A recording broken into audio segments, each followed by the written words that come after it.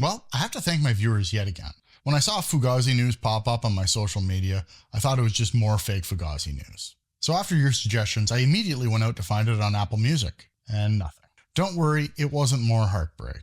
There will be no vinyl for this, at least not for now. This is available for purchase only on their Bandcamp. I can't remember the last time I paid for a digital album, but there was no way I was going to miss out on the legendary Fugazi Albini sessions. So I gave the album a full listen.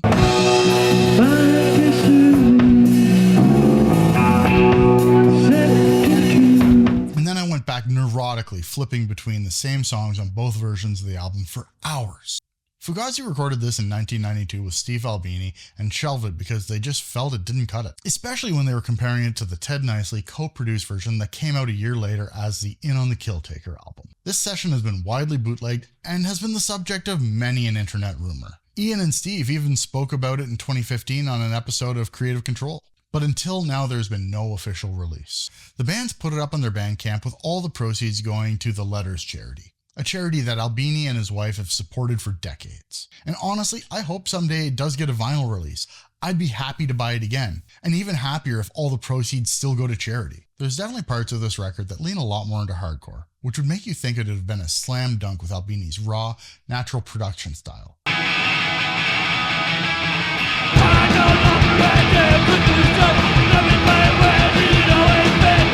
Designed to try to capture a band's live performance on a record.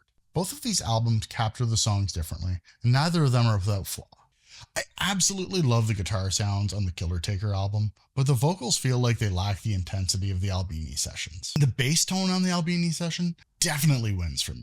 It just sounds fuller, while the Killer Taker version is really bright and punchy, but feels like it lacks that fullness. And the drums on the Albini sessions benefit from his minimal approach and sound huge and natural. Ultimately, at the end of the day, my perfect version would be the Albini sessions, but with the Killer Taker guitars and a mix that brings up the vocals. And I understand why they went with the Inner Ear sessions for the release. It was more in line with the way production was going at the time. It had a little more polish and a little less rawness.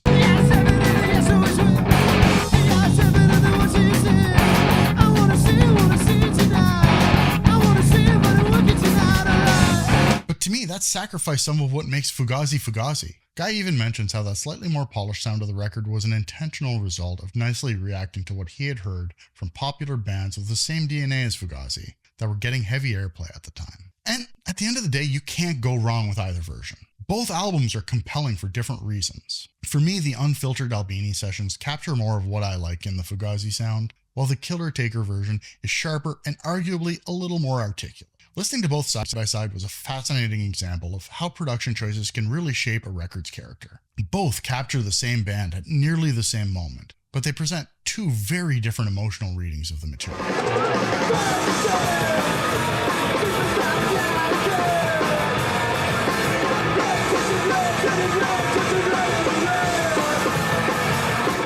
If you haven't checked out the Albini sessions yet and you like Fugazi, what are you waiting for? Just go do it. I never got to see Fugazi because I'm an absolute bonehead and I always thought there would be another chance. So I'd love to hear your Fugazi live stories in the comments.